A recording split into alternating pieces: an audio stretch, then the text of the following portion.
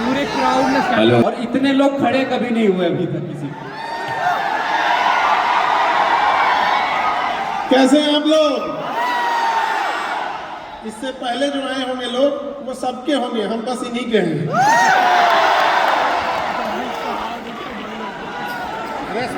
आप में अच्छा ये बताएं, अलग मुझे मालूम है कि इस शोर में किसी एक की बात सुनना बड़ा मुश्किल है, पर खान सर के लिए इस किस्म की दीवानगी एक शब्द में बताइए कि है क्यों?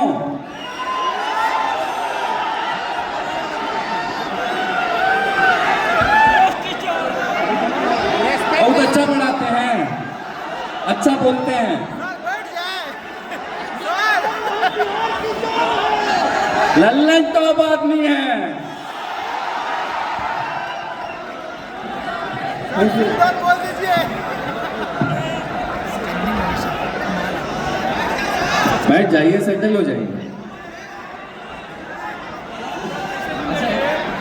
नीति में आए, कभी मन करता है ऐसे हेलीकॉप्टर में वेव करें चुनाव लड़ते हुए? इनको बना दिया जाएगा कि ये लोग हेलीकॉप्टर तक पहुंच जाए, इनके हेलीकॉप्टर में बैठ जाएंगे। हम राजनीति पढ़ाते हैं, राजनीति करते नहीं हैं। जो वर्तमान लोग राजनीति कर रहे हैं, अगर राजनीति पढ़ना है तो आए, हम पढ़ा देंगे।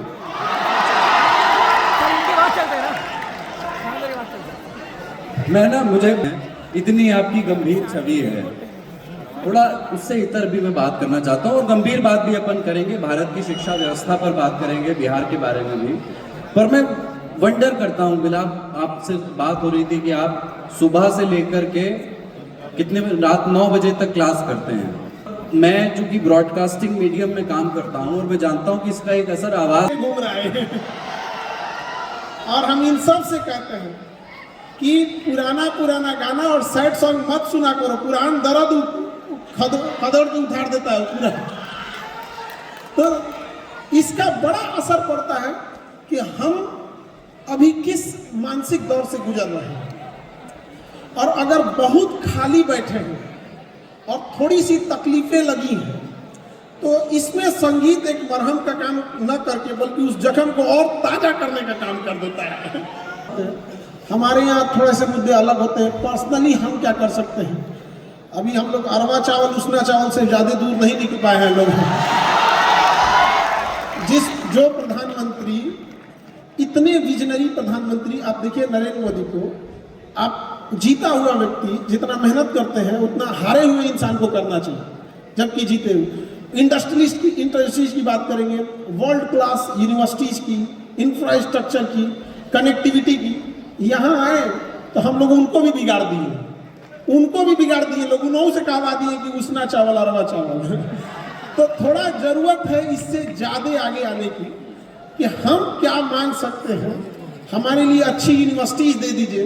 अगर आप BHU जैसे यूनिवर्सिटी नहीं दे सकते हैं, दिल्ली यूनिवर्सिटी और इलाहाबाद यूनिवर्सिटी, अलीगढ़ यूनिवर्सिटी नहीं दे सकते हैं, एटलीस्ट उसके एक ब्रांचें खोल दीजिए यहाँ, पटना, भागलपुर, यहाँ कहीं, कम से कम तब तक तो पढ़ ले। आप बताइए, इन बच्चों का चेहरा देखिए, इनको मगध यूनिवर्सिटी मिला हुआ है। जिंदगी बर्बाद करने के लिए आप यहाँ आके ग्रेजुएशन कर सकते हैं। और इसमें जो समझदार होगा वो यूनिवर्सिटी नहीं जाता होगा, क्योंकि उसे पता है कि अगर यूनिवर्सिटी नहीं गए तो केवल पढ़ाई जाएगा, और यूनिवर्सिटी गए तो पढ़ाई और टाइम दोनों जाएगा, कोई स्टैंडर्ड ही नहीं है।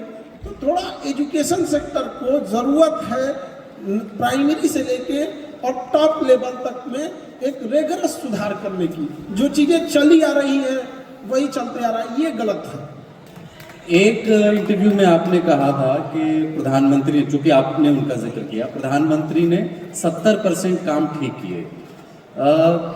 अगर आप थोड़ा समझाएं उसको कि आप उसमें किन किन कामों को समझते हैं कि ये ठीक काम है, 30% जहां आपको लगता है कि जो कोर कसर रह गई है, जिस दिशा में और काम होना चाहिए, उसको थोड़ा इस वाक्य को थोड़ा सा विस्तार दीजिए जब आप ये कहें। देखिए, कोई भी व्यक्ति रहता है वो कभी नहीं चाहेगा कि काम गलत हो।